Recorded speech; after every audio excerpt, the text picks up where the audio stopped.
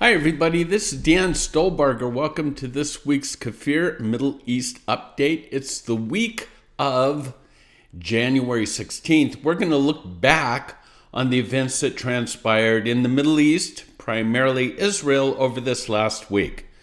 So make sure you grab the PDF PowerPoint that accompanies this YouTube. You can get that. There should be a link right on the YouTube page, or go to our website at holygroundexplorations.com. So what's going on in Israel this week?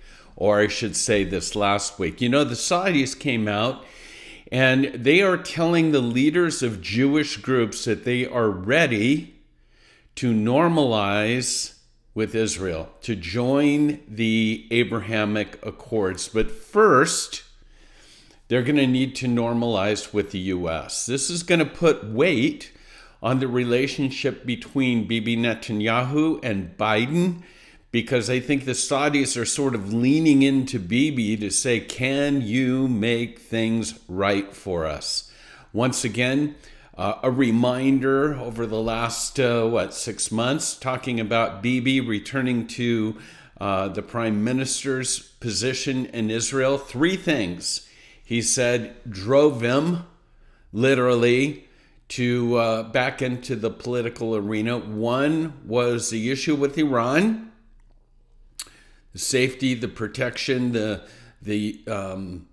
pursuit of nuclear weapons by the Iranians. Two was the Saudis, believing that massive change would take place once the Saudis join the Abrahamic Accords. That's what this is dealing with. And then, of course, third, just the ongoing growth of the economy of Israel. So that's what's transpiring now with the Saudis and Israel. We'll keep an eye on that. This is our news bite, so we sort of popcorn from one thing to another.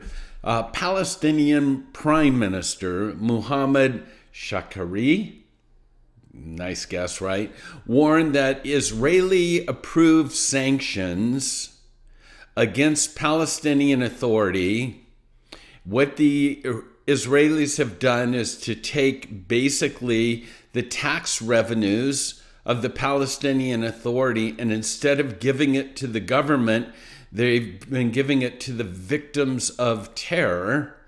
And the prime minister is saying if you continue to take that money, it will lead to the collapse of the Palestinian Authority, which then would open the door, according to him, for Hamas to take full control.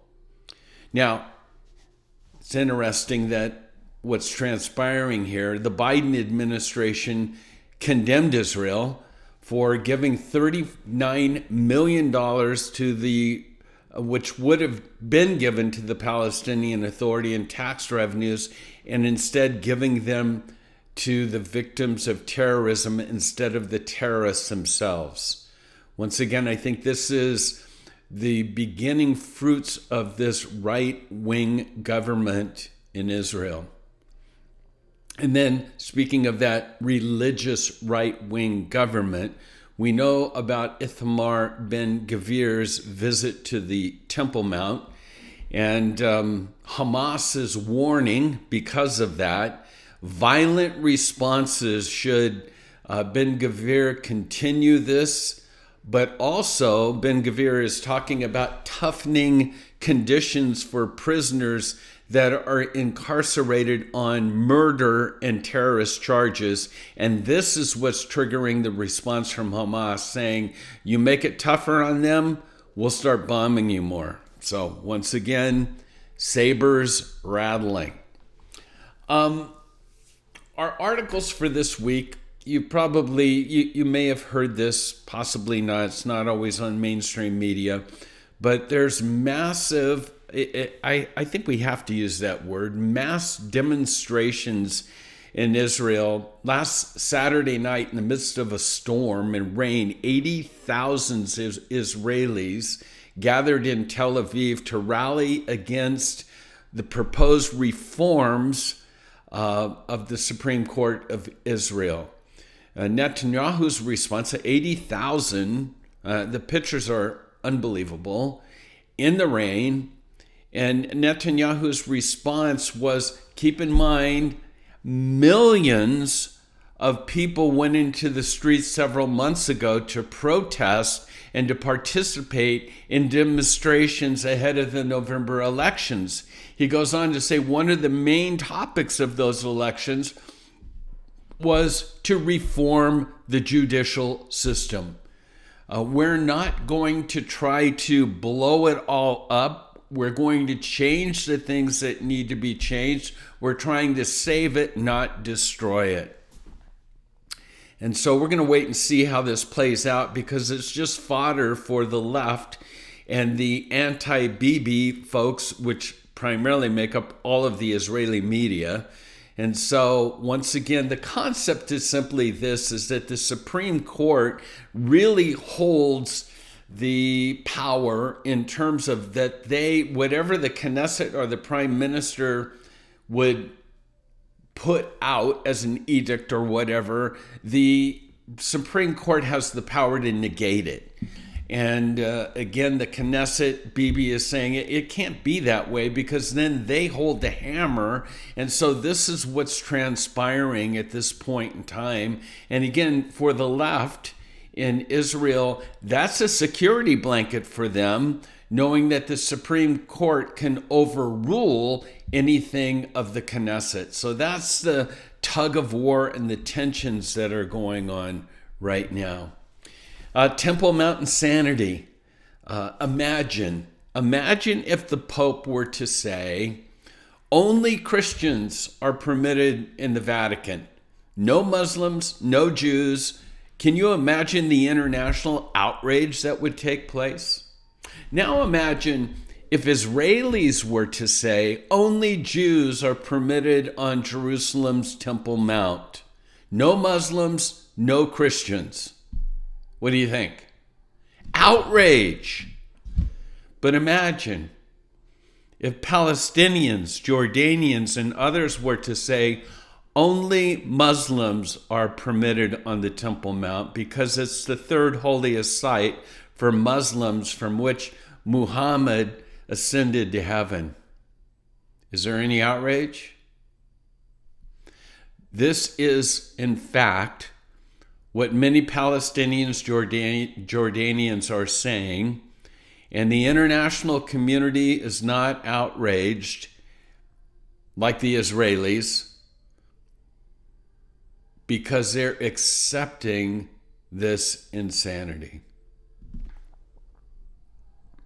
Again, Zechariah says that in the end of days, Jerusalem will be a cup of trembling for all nations, a burdensome stone. All eyes are looking at the Temple Mount. New discovery. Take a look at these slides. This is on Mount Ebal, Joshua's altar. An amulet was found. You can see it there. And it's the oldest recorded artifact that has the name of God on it. Again, remember, when Joshua conquered the land, God says, I want you to go to Shechem. I want you to go to the valley of Mount Gerizim and Mount Ebal. On Mount Gerizim, I want you to pronounce the blessings. And then on Mount Ebal, the curses. This is what was written on this little amulet on Mount Ebal, Joshua's altar. You can see the pictures there. The curses. Cursed, cursed, cursed, cursed by God, Yahweh, the name of God. You shall die cursed, you shall surely die cursed. Cursed by Yahweh, cursed, cursed, curse. Amazing find. I bring that up because you need to see the next slide. This is Mount Ebal. In the middle there is Joshua's altar, and the Palestinian Authority are attempting to build new settlements on these exact ruins.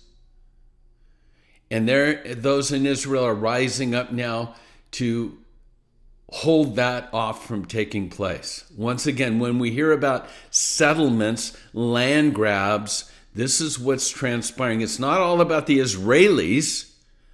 Can you imagine the significance of Joshua's altar, what was found there, and it turned into a housing project?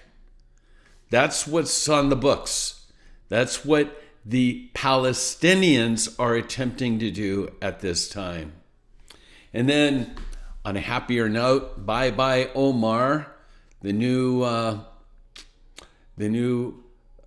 Speaker of the House, has basically said that because of Omar's recent anti-Semitic comments, we're not going to allow her to continue on the Foreign Affairs Commission.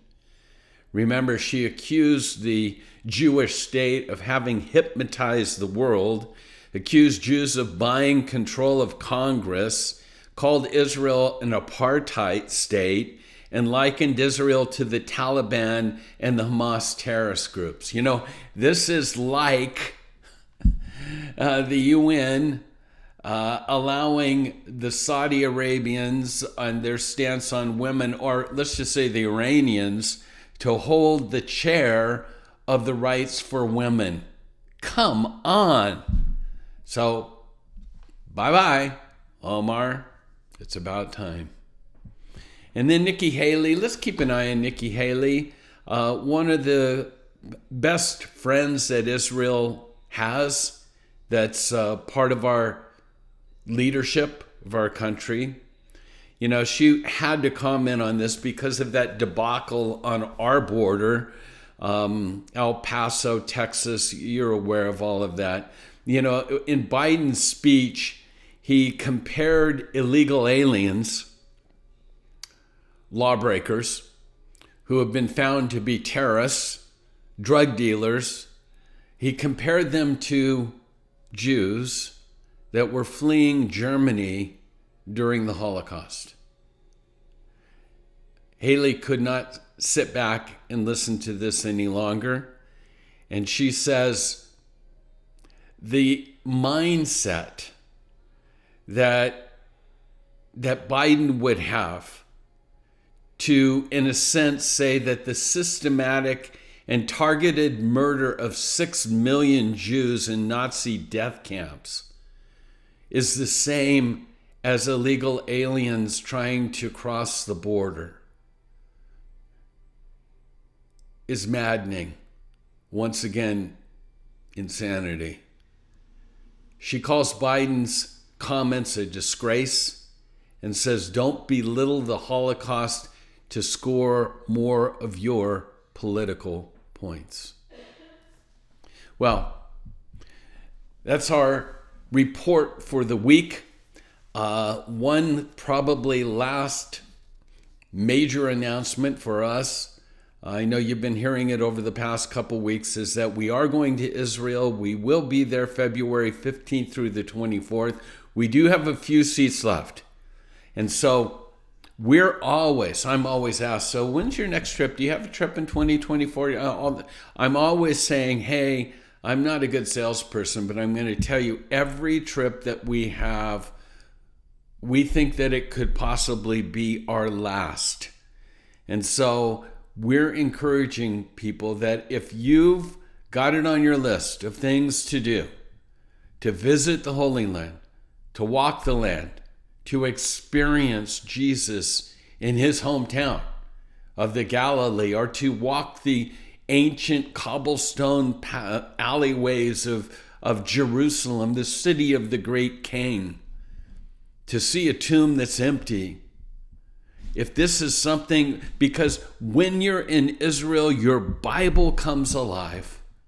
So if this is something that you're interested in, get a hold of us right away and get signed up and join us in February for a spiritual journey.